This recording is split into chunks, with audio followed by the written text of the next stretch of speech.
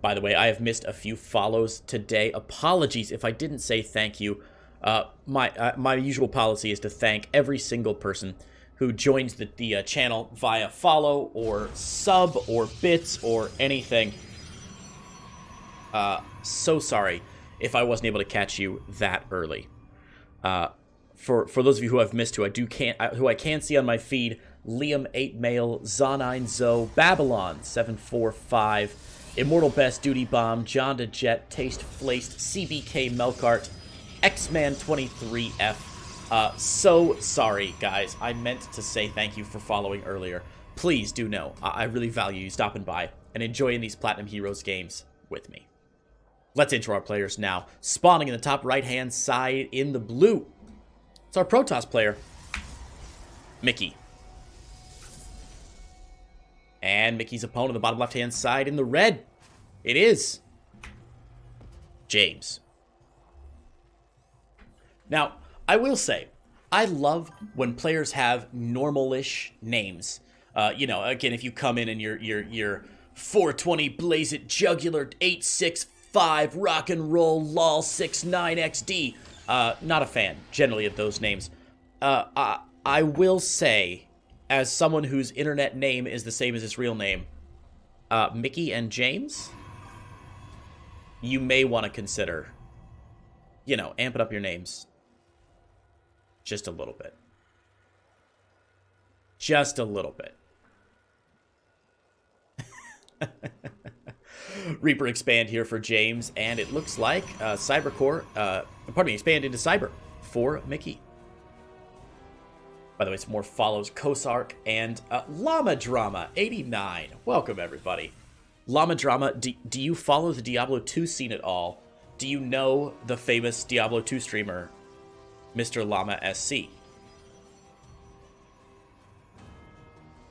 He has a significant portion of his, like, alert sounds and stuff involve llamas and drama.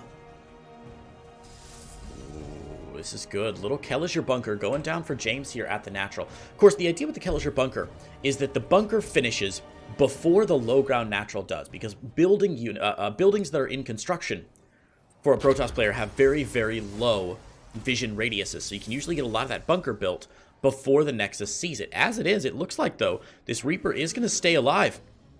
It's going to head on down to this natural, and the Kellisher Bunker is going to finish up, preventing mining of this natural for quite some time.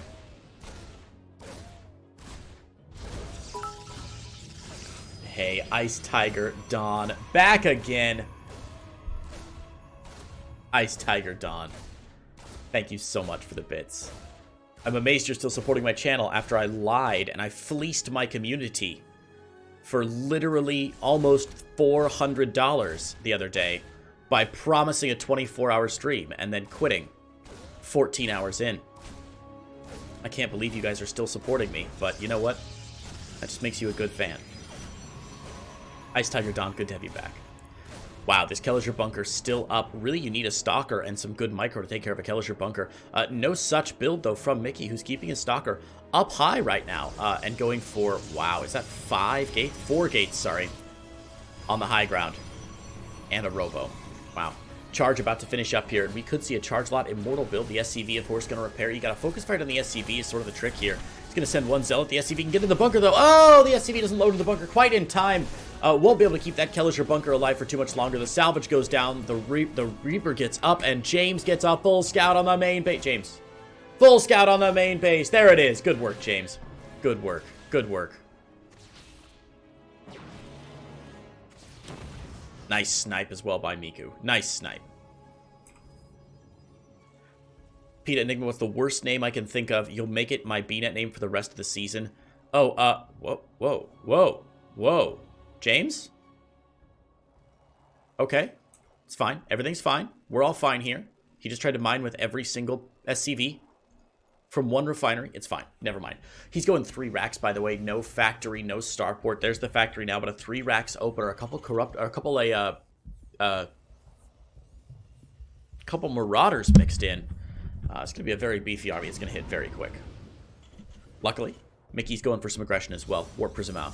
Peanut enemy, the worst name ever, would be some combination of any of the following tropes. X's on either side of the name. 420, 69, lol, blaze it, and then any number of aggressive sounding names or aggressive sounding nouns. So like ripsaw, killa, slayer, jugular, bloody. I guess that's an adjective, but you get the idea. Any combination of those mixed with like XXs and either 360s, 420s, 69s, triple sixes. I get a lot of triple sixes. You know, basically try and make it like if you were a 14-year-old, try and make it as badass as you can. Nice little drop here. Should get driven away.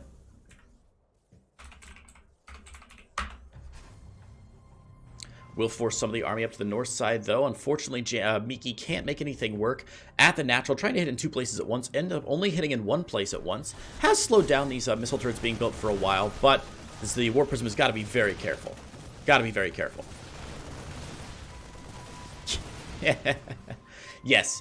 Part of my long con Ponzi scheme is... It's not even a Ponzi scheme. That's how bad of a Ponzi scheme it is. It's not even technically a Ponzi scheme. It's just a long con to play a lot of video games and make people happy. It's dastardly. You caught me. I will say this Zealot drop doing a whole lot here. James very slow to respond. Mickey's getting some really nice work done. And of course the Warp Prism able to zip on out of there. Even without Warp Prism speed. The Marines are still unable to find a good angle. All those Marauders that I was crowing about earlier. Oh my god, the Jukes. The Jukes are on fire. Look at that. Unbelievable. Warp Prism go. Warp Prism go. Warp Prism go. It's gonna get out. It's gonna get out. I don't believe this. This is the luckiest, the canniest Warp Prism I ever... Ah! Give it a hug. Give it a hug. Unreal. Unreal. Forge down ETL on the way now as Miki transitions from this massive early gateway push into something a little bit more responsible. Colossi. Zealots in the main still keeping James at home. I will say this is some of the best Platinum League micro I've seen. This harassment is consistently good. Consistently good. Miki able to keep this Warp Prism alive, and James forced to stay on just this one base. Everything in the main base, unable to move on out. Interesting little, wants to move the command center over, I guess. Okay, wow. Forced out 3 missile turrets. Jeez, I mean, this is really not bad at all. Oh yeah, I totally forgot earlier. Any elite speak in your username would be awesome. So yeah, anything like, you know, Pwn, Weed with 2 3s, you know. Yeah. Peanut Enigma. Yeah.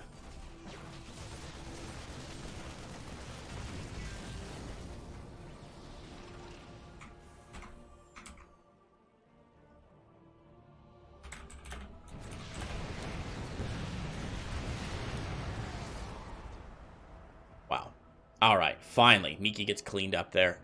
Jeez, took long enough. The Warp Prism goes down. Couple Colossi are out. The micro has been really good, but Miki's macro has actually slipped a little back home. Not a lot of Warp-ins going down back home. In fact, if you look at the Resources Lost tab, we'll see that there are a lot of Zealots that got taken out there. 5 Zealots and a Warp Prism for only 11 SCVs. So while it was really cute to keep James at home, it wasn't that much economic damage. And now James going to go for it. +1/+1. A couple Vikings for the Colossus. The tank a little bit late to siege up here. Disruptor shot gets taken down. Nice focus fire here. The army very, very low, though, as the Zealots tear through everything on the ground. The Colossi, unfortunately, one Colossus gets focus fired down. The other Colossi still alive. Move back under the auspices of the shield battery, and you're going to be just fine there. Miki winning a big fight, and wow, both Vikings getting kind of caught there. James not showcasing a lot of micro. Ooh. Well, that could have been really bad for James. Could have been really bad for Miki. Unfortunately, what did James was he target fired the Colossus that was being healed by the shield battery the whole time. And, yeah, transition already beginning here as Miki has that fleet bacon down. And we're going to see these carriers coming through as well. Confucius joking about that Miki's micro makes him a smurf. Hey, really quickly, in case you hadn't checked the rules document out or hadn't had the chance to talk to you about it, the Platinum Heroes do something really amazing that no other low-level tournament I know of does.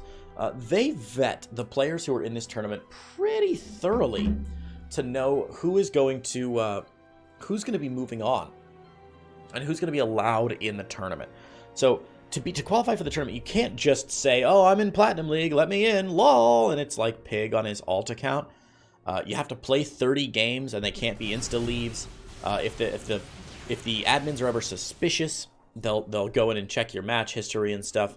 They really do a nice job of making sure that this is just a fun tournament for people in this level, and it's fantastic. Ghosts are out now. Good EMP onto the Stalkers. Zealots up front, and the Colossi not getting focus fire down this time. The opposite problem of Game 1, where the Gateway Army gets taken out, but the Colossi are still alive. Those Colossi are just going to retreat the hell out of there.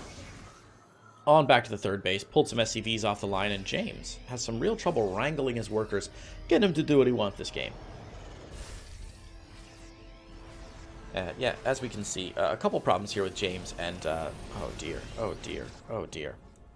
He's wasting a lot of gas and a lot of time here. With 23 SCVs, all mining minerals, or all mining gas at the same time, rather. Oh no, he must have shift-clicked them both. You can see them all lining up to this particular node. So what he did is he selected all his workers. He clicked here, yeah, and you can see, and then he shift-clicked every single worker in this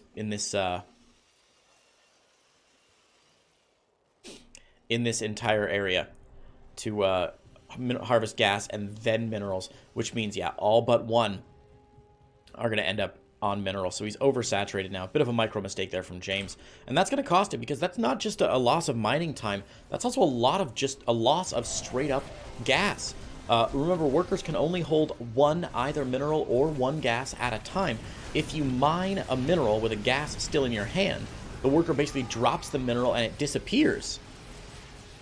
And then they pick up the gas. And so we just saw the opposite of that, where they mined all that gas. They all had the gas in their hand and then went to mine minerals, and then put the minerals into the orbital command, losing 23 times 4 gas. So 100 gas. Jeez. Poor guy. Big scan here from James, setting up onto the third base of Miki. Miki also has a fourth base now at the 12 o'clock, but this time the tanks are already sieged up. So the Colossi are going to have to work extra hard to mow down the bio, and then the carriers can move forward and take out the tanks. Good compositions from both sides here. I think Miki has a slight advantage, though, with 6 carriers already out on the field. The Viking count fairly low as well, only at 4. So James is going to try and spread out just a little bit. Everybody loves it when James spreads. But Miki, I think, is going to move right down the middle of the tanks that James had spread to either side. And obviously, if a Protoss player forces their way down the middle after the Terrans already opened up and spread open those tanks really wide, it's just going to be a really nice, smooth entry for the Protoss player, and unfortunately, the Terran is just going to get destroyed. So, yeah, things not looking good here. A couple Marines coming back, but a few Marines won't be enough. With some good target firing, Miki might be able to take out these Marines before with the interceptors. And yeah, James has just lost, all hope here, basically. Tanks sieging up, carriers getting moved back, not being focus fired down. Zealots take him out here, and that's a great, easy cleanup from Miki. James just spreading a bit too wide there, and Miki able to move right down the middle. Just force. I wish you guys could see my hands, because that's what's really selling that joke, but trust me, it worked. More carriers on the way, and James, I mean, what's James gonna do about it? What's James but a second-hand emotion? He's got some units coming out of his barracks here, but I don't know, man. It's all Marines, and Marines can be good. They can mow down the interceptor numbers, but this Colossi on the high ground is just doing way too much. As long as the Colossi alive, there's just no hope here. The interceptor count is quite low, but Marines in perpetuity are not going to be enough to deal with this massive number of carriers continually building more interceptors. And with 18 armies supplying the map, it does look like our Protoss player has defended and will be able to take this out. Mass repair here. Focus the SCVs, Miki. SCVs?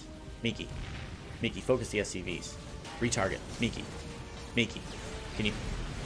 Okay, Ghost with some EMPs onto the carriers, but that's not going to be enough. Miki, just go for the SC... if you just focus the SCVs down. No, Miki, Miki, it's fine. Doesn't matter. Take all the time you need, Miki. You'll get there in the end. Eventually, of course, this planetary fortress will fall. The SCV count slowly falling. There we go, and now the SCV is going to go down. The planetary's been dislodged. It's a 3-base Terran against a 5-base Protoss, and no transition of strategy at all for James. It's just Marines, Marines, Marines. No Vikings, no Liberators out, no real Ghosts even. All the Ghosts have just gone, and this is just... I mean, Miki could just move in with 13 carriers and call it a day. Miki's going to buy a little bit more time here, get these carriers hopefully all joined together. There should be some more carriers, yeah, out on the map somewhere. I was going to say not connected right now for some reason. More carriers coming across now, and honestly, even with just a pure carrier composition, which of course has its own weaknesses, I think James doesn't have enough anti-air here. These Marines are +3, +2 Marines, which is good. Just... I don't know, man. I don't know. I don't know about this at all. Oh, jeez. Interceptors still numerous. And the Marine count less than numerous. It looks like with 13 carriers, you can truly move the world. Miki is going to take game number 1 here in this best of 3. And James, now on the ropes. Game 2. Spawning. In the top left-hand side of Lightshade LE, it's our blue Protoss player, Miki.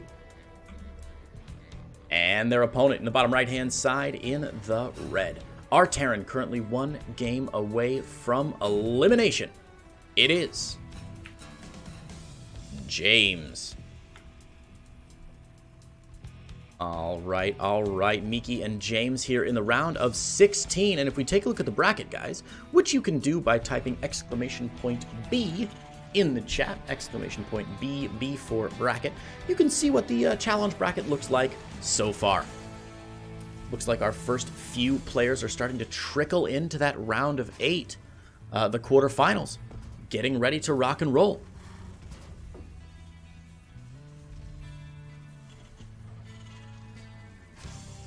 Poak and Monkey have moved on to the quarterfinals to face each other. We've got a player named Knight who will be facing the winner of this series. And then it looks like the top and bottom of the bracket just waiting right now on both the top and the bottom of the bracket, round of 16, or round of 32 rather. Yeah, no, round of 16 matches. So both those round of 16 matches at the top and the bottom of the bracket undecided as of yet. Probe from Miki, unable to get in, doesn't see what's going on. Of course, last game, James opened with a 3 racks opener. So we'll see if he goes for that again. Obviously not as soon as I say it, not going to be the case. Factory going down right away for James. So a bit more of a standard build order this time around for James. Not going to go for the early game aggression. In fact, with the swap over the... he sees the probe though. Reaper. Get the probe. Probe gets the proxy Stargate down. This is going to cause some real trouble for Miki though. I believe the Reaper can pick down this pylon before anything comes out of the Stargate. That's going to force Miki to bring in another probe to try and power up this Stargate again immediately, though James is not letting that happen. Getting a bunch of SCVs onto the Stargate. This is a really, really strong response here from James. Interesting. Second probe coming in. Let's see if James sees it. Should put an SCV tail on it right away. No, sees it, but doesn't respond here. The pylon will go down eventually. Again, interesting cross-focus fire here. And there's the cancel at the last minute there. Wow, Miki does get the cancel off. Forces a huge reaction from James, though. Salvaging a bunker, wasting, what is that, 6 SCVs? 6 SCVs off the line. 7 SCVs off the line. My God. Wow, for James. So Miki actually... Just gonna follow up here. Oh my God, if this is a proxy Stargate as well, Miki has the biggest balls in Platinum Heroes 7. Yep. Double robo. Unbelievable. So Reaper gets in and should be like, all right, well, you have to build your Stargate back home now, right? Right? You have to build your Stargate back home, right? Wait, what? Why? Come on. Luckily, shield battery's here to save the day. Reaper not going to get anything more than those 2 initial kills, and the Adept will take it out. So double robo. Now out for Miki. We should see, I'm assuming, double Immortal popping out. Nope, not even that. I thought it was going to be the double robo play with 2 Immortals, and then a Warp Prism, that you sometimes see against Zerg players. As it is, we're also going to see a Stargate and a secondary pylon here. This is the most all-in I've ever seen a player proxying pretty much everything outside the natural of James. James, of course, on one base, going for the armory, which means it's going to be cloaked Widow Mine drops out of James. 1-2 Widow Mines already on the field. No third Widow Mine. But the armory finishing up here. So the Widow Mine drop's not going to be caught because, of course, there are no stalkers here to deal with them. All the gas in the universe being plowed right now into these two Immortals. If the Immortals get caught by Widow Mines, they could be in some trouble. They'll get softened up fairly easily here. The Widow Mine's going to get picked up and moved out. James sees an Immortal, though, outside the base and might be thinking, wait a minute, this is suspicious. This is very suspicious. James shows the medevac as it goes out. The Immortals come in, and there's no Warp Prism yet to save these Immortals. The shield batteries aren't finished yet either, so the Immortals need to micro back. Oh, very interesting. Very interesting. Immortal micro so far pretty good here. Warp Prism is now alive. Immortal shelling away onto the supply depots. I like the Observer mixed in here for Miki. Of course, Miki knows it was a little bit slow of the Immortals to get out here, so with the shield battery, with the Observer out as well, some good work. Let's see if the drop happens. Oh god, it's a recall. Probe pull a little bit late, and the Void Ray has been recalled to deal with this. Now, sadly, the Observer not recalled to deal with that, and since they are cloaked Widow Mines, they are able to do it. Thor, meanwhile, on the high ground from James. This is beautiful! Oh, God. Oh, God. Void Ray cleaning up. Oh, God, they're reloading. They're reloading, guys. Oh, no. The Thor is pushed away. The Thor and Liberator pushed away the Immortal, and now Blammy, 11 probes going down. Things getting worse and worse for our Protoss player, who's going all in right now on this weird aggression. Liberator is out. Of course, there's not that much for James besides the Thor, but where is that Thor? Did the Thor disappear? How did he lose the Thor? Must have been the what? I guess the Immortals took out the Thor. Okay, never mind. The Thor's gone. The tank's here, but it's going to go down pretty quickly to the Immortal. The Immortal might get taken out. No, SCVs get pulled off to repair the tank, but it's not going to be an... Oh my god, this is filthy. Absolutely filthy. Liberator's here, but it's not going to be enough. Immortal out of Liberator range, and now the Liberator forced to use its shots on those Adepts instead. Sure, the Widow Mines might get some more shots off, but James does not have much of an army back home to deal with this. Immortal's still alive. 2 Immortals still alive. 2 Void Rays still alive as well. SCV's being pulled off the line, and James can't do it. GG!